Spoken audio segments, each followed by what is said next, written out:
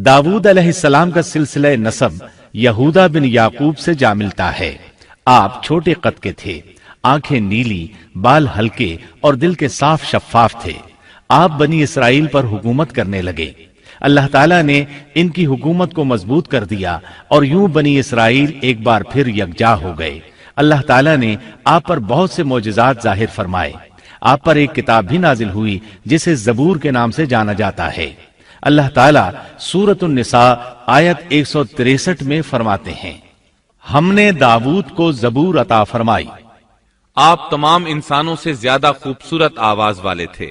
सही बुखारी की एक हदीस में है कि एक मर्तबा रसूलुल्लाह सल्लल्लाहु अलैहि वसल्लम ने अबू मूसा अशअरी रजी अल्लाह अन्हु को कुरान मजीद की तिलावत करते सुना। उनकी आवाज बहुत खूबसूरत थी। आप उनकी क़िरात तवज्जुह से सुनने लगे। फिर आपने फरमाया, ए अबू मूसा, तुझे दाऊद अलैहिस्सलाम जैसी बेहतरीन आवाज अता की गई है। अल्लाह ताला ने आपकी आवाज को भी एक मौजज़ा बना दिया, और वो ऐसे कि जब दाऊद अलैहिस्सलाम जबूर की तिलावत करते तो पहाड़ उसको सुनकर आपके साथ तस्बीह शुरू कर देते, और जब परिंदे ये आवाज सुनते तो उनके पास आकर अपनी गर्दनें झुकाकर बैठ जाते और तस्बीह में उनके साथ शामिल हो जाते, अपनी जगह से हरकत भी न करते। अल्लाह ताला सूरह सबा आयत 10 में फरमाते हैं, ए पहाड़ों, इसके साथ रग़बत से तस्बीह पढ़ा करो, और परिंदों को भी यही हुक्म है। खुद दाऊद अलैहिस्सलाम के बारे में अल्लाह ताला का फरमान है, और हमारे बंदे दाऊद को याद करें जो बड़ी कुव्वत वाला था, यकीनन वो बहुत रुजू करने वाला था। इसी तरह अल्लाह ताला सूरतुल अंबिया आयत 79 में फरमाते हैं, और हमने पहाड़ को दाऊद के ताबे कर दिया जो तस्बीह करते थे, और परिंदों को भी, और हम ही ये सब कुछ करने वाले थे। इसी तरह सूरह स्वाद आयत 18 और 19 में अल्लाह ताला फरमाते हैं, यकीनन हमने पहाड़ों को उसके ताबे कर रखा था कि उसके साथ शाम को और सुबह को तस्बीह खानी करें, और परिंदे भी सब के सब उनके ताबे रहते थे। ये दाऊद अलैहिस्सलाम के मोजज़ात थे। अल्लाह ताला ने और भी कई मोजज़ात से उन्हें नवाजा था। अल्लाह ने आपके लिए लोहे को नर्म फरमा दिया था। आप लोहे से इस तरह चीजें बना लेते थे जिस तरह लोग गारे और मिट्टी से बना लेते हैं। आप लोहे से जिरहें बनाते थे। नूह अलैहिस्सलाम से पहले भी जिरहें होती थीं, लेकिन वो तख्तियों की मानंद होती थीं। उनको सीने और कमर की तरफ लटका लिया जाता था, लेकिन उनका बोझ बहुत होता था। आपने लोहे की कड़ियां और दायरे बनाकर उनको खास अंदाज में जोड़ जोड़ कर जिरहें तैयार की। ये बहुत हल्का लिबास था और पूरे जिस्म को दुश्मन के वार से महफूज रखता था। अल्लाह ताला सूरह सबा आयत 10 और 11 में फरमाते हैं, और हमने उसके लिए लोहा नर्म कर दिया कि तू पूरी पूरी जिरहें बना और जोड़ों में अंदाजा रख। तुम सब नेक काम किया करो, यकीन मानो कि मैं तुम्हारे आमाल देख रहा हूं। इन आयात में अल्लाह ताला फरमाते हैं कि दाऊद अलैहिस्सलाम को हमने हुक्म दिया कि जिरहें लोगों के लिए निहायत मौजू होनी चाहिए। उनकी कड़ियों को बड़े मुनासिब अंदाज में जोड़ना, न इस कदर मोटी हो कि उनका वजन बढ़ जाए, न इस कदर पतली कि जल्द कट जाएं और अपना मकसद पूरा न कर सकें। इसी तरह अल्लाह ताला सूरतुल अंबिया आयत 80 में फरमाते हैं, और हमने उसे तुम्हारे लिए लिबास बनाने की कारीगरी सिखाई ताकि लड़ाई के जरर से तुम्हारा बचाव हो सके। क्या अब तुम शुक्रगुजार बनोगे? बहरहाल इस सनद के मूजिद दाऊद अलैहिस्सलाम हैं। अल्लाह ताला ने आपकी हुकूमत को खूब मजबूत किया, आपको जबरदस्त फजाइल और मोजज़ात से माला माल किया। अल्लाह ताला सूरत स्वाद आयत 20 में फरमाते हैं, और हमने उसकी सल्तनत को मजबूत कर दिया था और उसे हिकमत दी थी और बात का फैसला समझा दिया था। आप लोगों के दरमियान निहायत आदिलाना फैसले फरमाते थे। आप नबी भी थे, बादशाह भी और काजी भी। आपकी हुकूमत के मुतालिक कई अहकामात नाजिल हुए। इनमें से कुरान मजीद में एक हुक्म अजीब अंदाज से आया है। हुआ यूं कि आपने इबादत और अदालत के लिए औकात मुकर्रर कर रखे थे। इबादत के लिए एक जगह बनवा रखी थी। दिन में फैसले करते, रात को इबादत। जब इबादत करते तो किसी को उनके पास आने की इजाजत नहीं थी। एक रोज ऐसा हुआ कि 2 आदमी बगैर इजाजत अंदर आ गए। दरवाजा बंद था, लेकिन वो दीवार फांद कर अंदर आ गए। आप डर गए कि कहीं हमला आवर न हो। اللہ تعالیٰ سورت سعد آیت 21 اور 22 میں فرماتے ہیں، اور کیا تجھے جھگڑا کرنے والوں کی بھی خبر ملی جبکہ وہ دیوار پھاند کر محراب میں آ گئے؟ جب یہ داؤد کے پاس پہنچے تو وہ ان سے ڈر گئے۔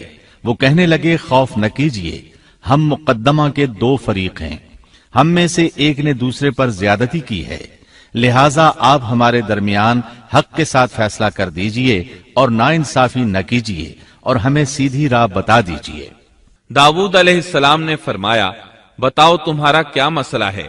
ان میں سے ایک نے کہا، یہ میرا بھائی ہے، اس کے پاس 99 دمبیاں ہیں اور میرے پاس ایک ہی دمبی ہے، لیکن یہ مجھ سے کہہ رہا ہے کہ اپنی یہ ایک بھی مجھے دے دے اور مجھ پر بات میں بڑی سختی برتتا ہے۔ اس آیت کی تفسیر میں ہے کہ ایک دمبی والے بھائی نے کہا، یہ میرا بھائی بہت چالاک ہے، برے طریقے سے بات کرتا ہے، کہتا ہے کہ میری دمبیاں چرنے جاتی ہیں تو اس اپنی ایک دمبی کو بھی ان کے ساتھ بھیج دیا کرو۔ جب میری دمبی اس کی دمبیوں کے ساتھ آنے جانے لگ گئی تو اب یہ کہتا ہے کہ یہ بھی میری ہے، اب میں خالی ہاتھ ہوں، اس طرح میں اس کے ظلم کا نشانہ بن چکا ہوں۔ داؤد علیہ السلام نے فوراً کہا، اس کا اپنی دمبیوں کے ساتھ تیری ایک دمبی ملا لینے کا سوال واقعی تیرے اوپر ایک ظلم ہے، اور اکثر حصے دار اور شریک ایسے ہی ہوتے ہیں کہ ایک دوسرے پر ظلم کرتے ہیں، سوائے ان لوگوں کے جو ایمان لائے اور جنہوں نے نیک عمل کیے، اور ایسے لوگ بہت ہی کم ہیں۔ داؤد علیہ السلام نے دوسرے بھائی کی بات سنے بغیر ہی اسے ظالم ٹھہرا دیا۔ آپ کا فیصلہ سنتے ہی دوسرا بول اٹھا، آپ نے میری بات تو سنی ہی نہیں اور فیصلہ دے دیا، پہلے آپ میری بات تو سنتے۔ داؤد علیہ السلام فوراً بھانپ گئے کہ ان سے غلطی ہوئی ہے اور سمجھ گئے کہ یہ اللہ تعالیٰ کی طرف سے آزمائش ہے۔ آپ نے فوراً توبہ کی، اللہ کی طرف رجوع کیا اور استغفار کرنے لگے۔ اور داؤد سمجھ گئے کہ ہم نے انہیں آزمایا ہے، پھر تو اپنے رب سے استغفار کرنے لگے اور عاجزی کرتے ہوئے سجدے میں گر پڑے اور پوری طرح رجوع کیا۔ پس ہم نے بھی ان کا وہ قصور معاف کر دیا، یقیناً وہ ہمارے نزدیک بڑے مرتبے والے اور بہت اچھے ٹھکانے والے ہیں۔ اس کے بعد اللہ تعالیٰ سورت سعد آیت 26 میں فرماتے ہیں، اے داؤد، ہم نے تمہیں زمین میں خلیفہ بنا دیا، تم لوگوں کے درمیان حق کے ساتھ فیصلہ کیا کرو اور اپنی نفسانی خواہش کی پیروی نہ کرو، ورنہ وہ تمہیں اللہ کی راہ سے بھٹکا دے گی۔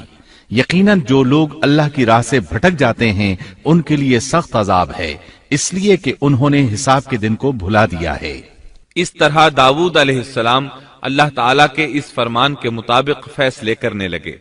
اللہ کے ہاں ان کا احترام اور اکرام اور بڑھ گیا۔ آپ کثرت سے روزے رکھتے اور خوب عبادت کرتے۔ آپ اس وقت تمام انسانوں سے بڑھ کر اللہ کی عبادت کرنے والے تھے۔ امام بخاری نے ایک حدیث نقل کی ہے جس کے الفاظ کچھ اس طرح ہیں، اللہ تعالیٰ کے نزدیک سب سے محبوب نماز داؤد علیہ السلام کی نماز ہے، اور اللہ تعالیٰ کی طرف سب سے محبوب روزہ داؤد علیہ السلام کا روزہ ہے۔ وہ رات کا آدھا حصہ نیند فرماتے، اس کے بعد تہائی رات قیام کرتے اور رات کے چھٹے حصے میں سو جاتے تھے۔ ایک دن روزہ رکھتے اور ایک دن روزہ چھوڑ دیتے تھے۔ لڑائی میں جب دشمن سے مقابلہ ہوتا تو بھاگتے نہیں تھے۔ اس حدیث میں نفل نماز یعنی نماز تہجد اور نفلی روزے کا ذکر ہوا ہے۔ بہرحال یہ وہ صفات ہیں جو داؤد علیہ السلام کے بارے میں حدیث رسول میں آئی ہیں۔ اللہ تعالیٰ نے سورہ سبا آیت 13 میں ان کی تعریف کرتے ہوئے ان کی آل کو اللہ کا شکر ادا کرنے کا حکم دیا۔ اے آل داؤد، اس انعام کے شکریہ میں نیک عمل کرو۔